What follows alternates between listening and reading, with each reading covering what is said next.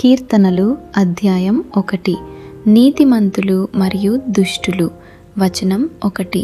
దుష్టుల ఆలోచన చొప్పున నడువక, పాపుల మార్గమున నిలువక, అపహాసకులు కూర్చుండు చోటను కూర్చుండక. వచనం 2. యెహోవా ధర్మశాస్త్రమునందు ఆనందించుచు దివారాత్రము, దానిని ధ్యానించువాడు ధన్యుడు.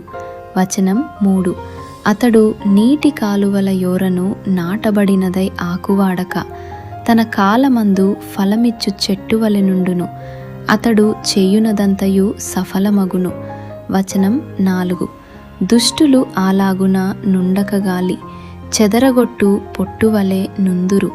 వచనం 5. కాబట్టి న్యాయ విమర్శలో దుష్టులును, నీతిమంతుల సభలో పాపులును నిలువరు. వచనం 6. నీతిమంతుల మార్గము యెహోవాకు తెలియను, దుష్టుల మార్గము నాశనమునకు నడుపును.